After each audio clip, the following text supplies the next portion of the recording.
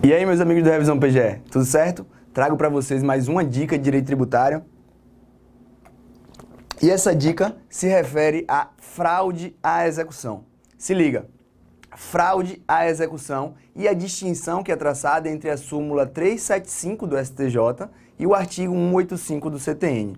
Se liga no seguinte, o que seria, primeiramente, uma fraude à execução? Tente se lembrar do seu processo, daquele momento da execução, do cumprimento de sentença, do momento de se buscar a efetiva satisfação dos bens. E aí você vai pensar na execução fiscal, mas você pode pensar também no cumprimento de sentença ou na execução de título extrajudicial comum. E aí você vai lembrar do seguinte, é possível que numa discussão exequente-executado, se chegue a um momento em que efetive-se uma penhora, em que se efetive uma penhora. E efetivada essa constrição patrimonial, por exemplo, um determinado imóvel, um determinado veículo, é possível que esse bem já tenha sido vendido. E isso acontece muito na prática jurisdicial, muito mesmo. A Fazenda Pública, numa execução fiscal, busca bens do seu executado para satisfazer o valor devido. E, em alguns momentos, se depara com penhora sobre bens que já foram alienados. Muitas vezes, qual é a razão disso? A razão disso é que o executado, obviamente, ele tem a função na vida dele de se ver livre daquele débito e não pagar as suas dívidas. Essa é uma visão que a gente pode ter do executado para explicar isso. Então, o que é que ele pode fazer? O executado ele pode agir de má fé, ele pode agir em uma fraude à execução. E como é que ele faz isso? Ele faz isso dilapidando o seu patrimônio sem reservar bens para garantir as suas dívidas, sem reservar bens para pagar os seus débitos que estão sendo cobrados naquela execução ou em qualquer outro tipo de ação judicial. Beleza? Então, se configuraria fraude à execução na situação em que o devedor dilapidasse seu patrimônio sem reservar bens para garantir ou para pagar aquela determinada dívida em que ele está sendo executado. Beleza? Como é que se dá a comprovação de que aquele bem foi alienado fraudulentamente, ou seja, tinha a intenção de prejudicar os credores? No âmbito civil, isso foi tratado e foi definido pelo STJ na súmula 375, que diz o seguinte, o reconhecimento da fraude à execução, ou seja, o reconhecimento dessa intenção de dilapidar patrimônio sem reservar bens para pagar seus débitos, depende do registro da penhora do bem alienado ou da prova de má-fé do terceiro adquirente. O que é que acontece no final das contas? Acontece o seguinte, o credor, ele consegue a penhora de determinado bem, o terceiro se insurge dizendo, olha, eu já comprei esse bem não é mais daquele executado e eu não te devo nada, credor. Meus credores são outros, não é você. Essa dívida é sua com quem me vendeu aquele bem. E aí, o credor dessa execução, ele vai falar o seguinte, mas você sabia disso, terceiro. Você comprou esse bem que já tinha um registro de uma penhora lá no cartório de registro de imóveis. Aquilo já era oponível a terceiros. Você tinha que saber. Ou se comprova que houve má-fé do terceiro adquirente, ou seja, que o terceiro adquirente estava em conluio com aquele que dilapidou seu patrimônio. Isso é necessário no âmbito civil, certo? Para se demonstrar que o terceiro agiu de má-fé ou que houve efetivamente a fraude à execução, é preciso que haja o registro da penhora no cartório. Isso faz com que aquele registro se torne oponível a terceiros e não fique na esfera de credor e devedor daquele processo. Então, é um ponto. E o outro é, já que não tem registro, mas que você consiga demonstrar que aquele terceiro agiu de má-fé, seria possível demonstrar isso por meio de prova testemunhal, por meio de algum tipo de relação já existente entre devedor e aquele terceiro adquirente. Beleza? Aí ficou fácil. No âmbito civil é isso. A pergunta que eu trago para vocês aqui é a seguinte, a súmula 375 do STJ se aplica ao direito tributário? Se aplica às dívidas tributárias?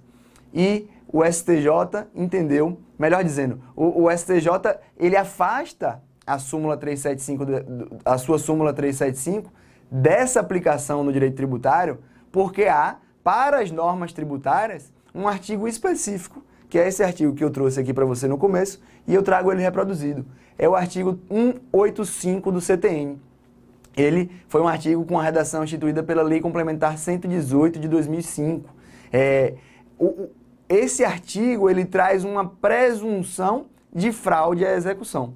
Então, diferentemente das dívidas cíveis, no âmbito tributário, há uma norma específica que diz o seguinte: presume-se fraudulenta a alienação ou oneração de bens, sem obviamente que haja reserva de bens para pagamento do débito, desde a inscrição em dívida ativa. Então você leva para você aí o seguinte: há um marco temporal. Esse marco temporal é a inscrição em dívida ativa.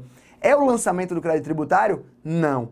É o ajuizamento da execução fiscal? Não.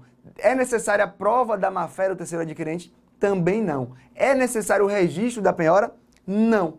O que é preciso? É preciso que haja a inscrição em dívida ativa. A mera inscrição em dívida ativa torna fraudulenta, por presunção, a alienação de bens pelo devedor, sem que ele reserve outros bens para garantir ou para pagar o seu débito perante a Fazenda Pública. Óbvio que essa é uma norma benéfica à Fazenda Pública, é uma prerrogativa da Fazenda Pública, constitucional, porque trata diferentemente a Fazenda Pública, que preserva, obviamente, os bens e os interesses públicos primários e secundários, e não pode ter o mesmo tratamento em situações como essa que os particulares em geral. Beleza? Essa é a dica que eu trago para vocês hoje. A súmula 375 do STJ não se aplica às dívidas tributárias para as quais a gente tem que aplicar somente o artigo 185 do CTN, que presume fraudulenta a alienação ou oneração de bens sem reserva de patrimônio para garantir a execução, desde que isso ocorra após a inscrição em dívida ativa. Beleza? Segue junto que a gente vai trazendo sempre mais dicas de direito tributário para vocês. Um abraço e fiquem com Deus.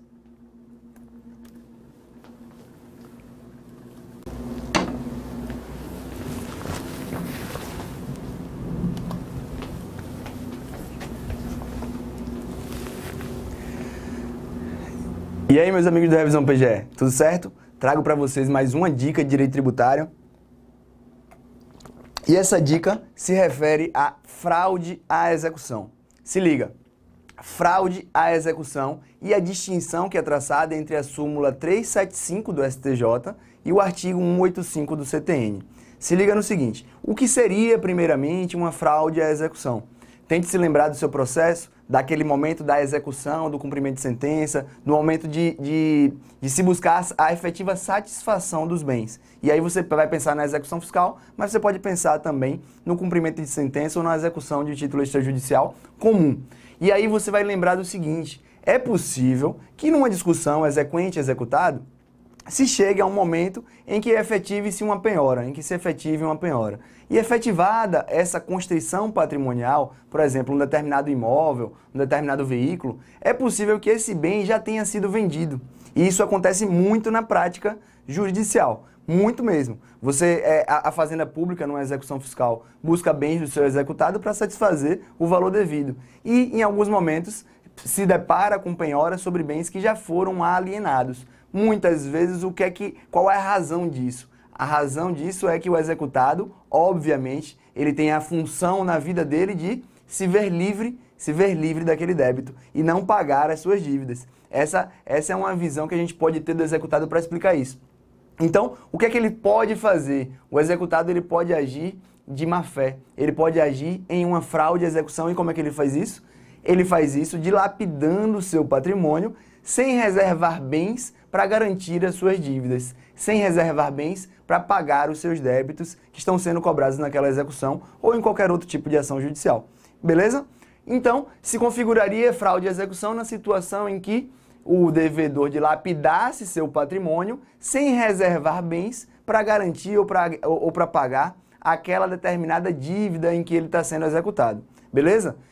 Como é que se dá a comprovação de que aquele bem foi alienado fraudulentamente, ou seja, tinha a intenção de prejudicar os credores?